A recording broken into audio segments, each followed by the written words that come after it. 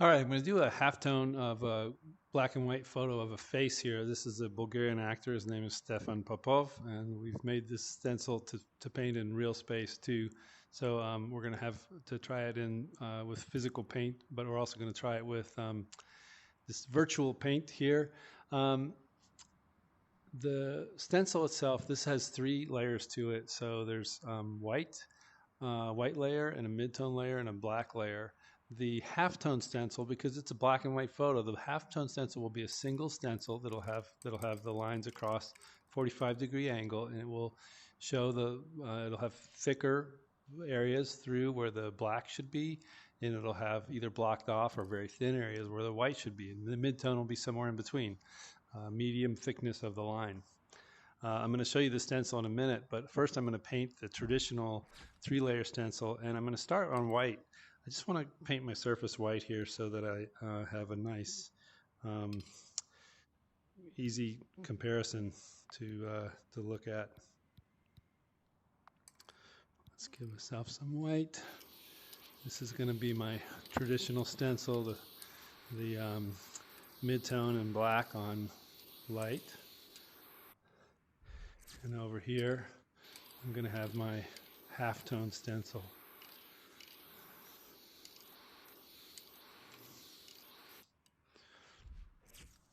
Okay, so like I said before, I've already got white down, so I'm not going to use that one. I'm going to go right to the mid-tone, which is this one. In order to register everything right, I'm just going to go ahead and paint the registration marks here, so that other layer comes on nice and easy. Okay, and this should be a mid-tone, so I'm going to choose a slightly darker mid-tone. I could go a little bit lighter on this, but let's just see what happens. I can always do it again.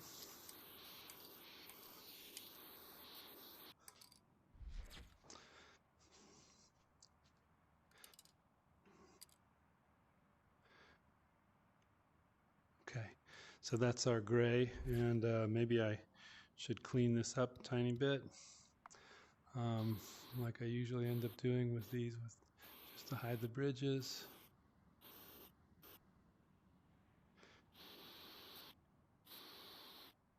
If I'm working with a small piece, I'm obviously doing this with a marker, then not doing with the hand. Okay, let's paint the darkest layer here. That is the white. That's going to be the tick.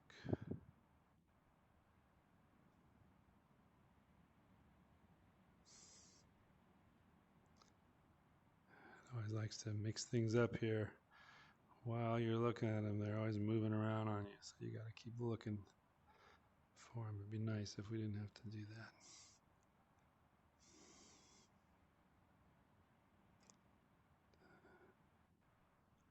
I'm looking for one that's dark at the bottom. There we go. That's the one.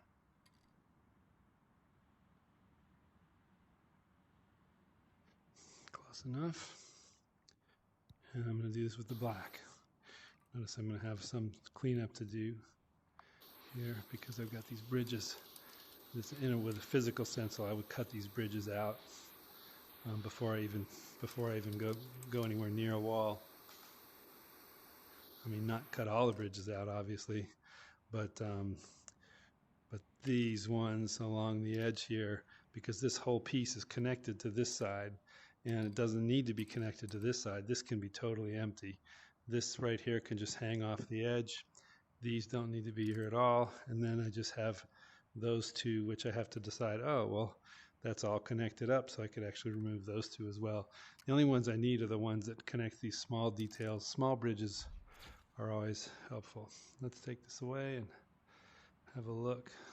Okay, so before I'm too critical of that, I'm going to go ahead and fix those gaps.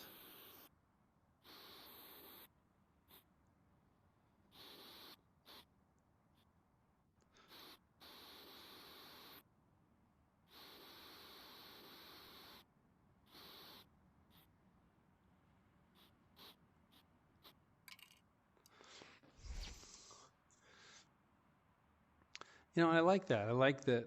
I like that you can kind of see um, the curvature of the face. I like that the details of the eyes, the smiling mouth, are pretty sharp.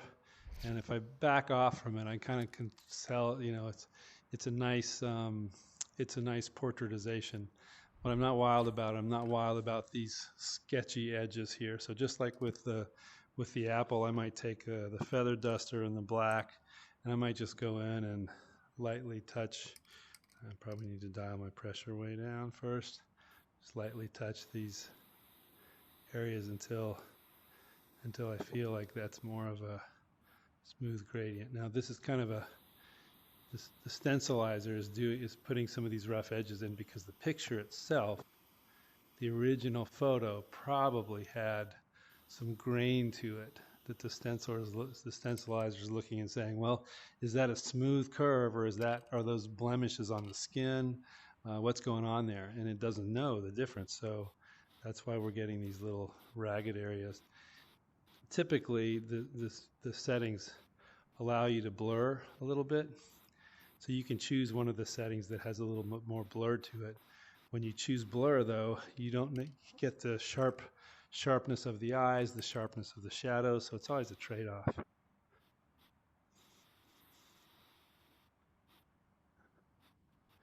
But I'm going to pretend I was able to blur this a little bit. Then I'm going to do the same thing with this one.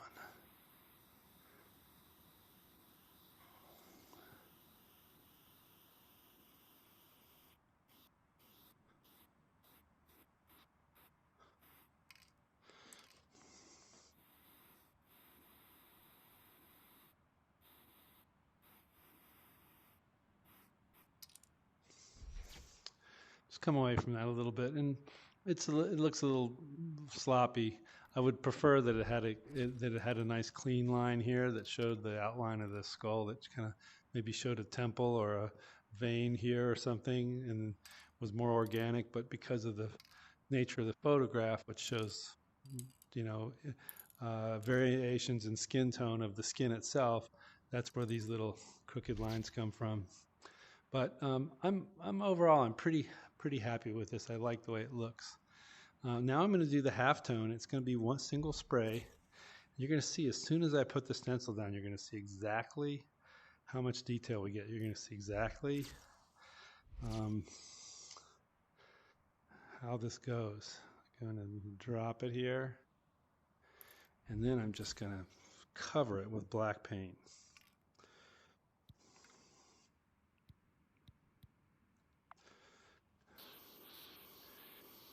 Sometimes the halftone stencil, as soon as you look at it, you see all the detail. It's just as if you were just as if you had already painted it. Okay. Now I see I've got some bridges in there, but my guess is that when I lift this off, I'm going to see a lot of detail that, and I'm going to see a lot of subtlety that I don't see in the other one. Let's see what happens. Yeah, I definitely feel like, you know, let's look a little closer here.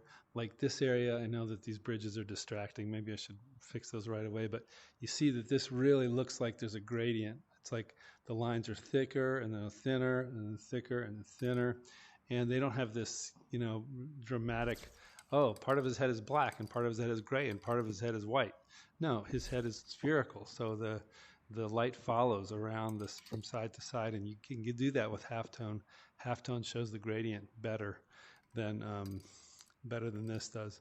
At the same time, this is super striking, you know, and you look at it and you say, that's a real, you know, that's a hard surface. I can reach out and touch that. Whereas this one is a little bit, you know, it's a little more elusive, it's a little more ghostly, and you kind of have to back up to really get it, to see it. Let me fix it up, and then we'll have another observation here.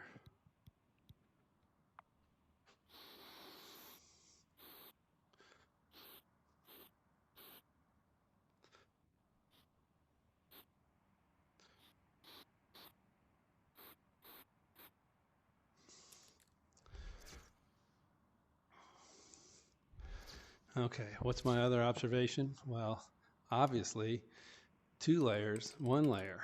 Um, this takes half the time to paint, and you really only have one thing to do. If you wanted to paint this on a pink surface, black on pink would look just as good as black on white. You could do that here too. You could paint a mid-tone gray and then a black on a pink surface, and it would look good. Um, you can also, if you get the right thing here, you can paint white onto a black surface with mid-tone. You just need to get the photo negative of this thing and then bridged. If I look at where all the distracting bridges came up in this one, the distracting bridges came up in mostly in the dark area. If you did a white on black stencil, then the distracting bridges would show up in the areas that are all white. So there's always a trade-off. You always have bridges, and there's always some visible bridges left when you're done painting any stencil. Well, if you paint a stencil of a circle, no, you don't have any bridges, but almost all practical photography stencils, have bridges that you need to deal with some way or another. One thing I would do differently is this stencil was chosen as 1 of 9, and the halftone stencil was like, I made it just looking at the picture and said, take the picture and do the halftone, which means that I didn't remove this background. What I would do is, and this is not difficult at all, but what I would do is I would just take the background and tell it to remove the background, because I can see here where the head, the outline of the head is, and I would just say, don't give me any mid-tone in the background. I just want the background to be white, because I know I'm going to paint it on white. So this is more realistically what you would get when you do that. And in just about any objective comparison of these two, you see more, you get more for your effort with the one on the left. The one on the right has a lot of nice things about it, but the one on the right, it had the really scritchy parts of the interface, and you have that whenever you have a gradient. The stencilizer has to figure out, is this really supposed to be scritchy, or is it supposed to be a gradient? If it's supposed to be a gradient, it tries to make the line smooth, but can't always tell. So this is comparison: halftone black and white, 3-tone white, mid-tone dark on white. I think there's something to this, and I think that people might want to download a cut file for this and try these halftone stencils out for portraits, especially for portraits. So may make that available soon. This is Dave. I'm signing off.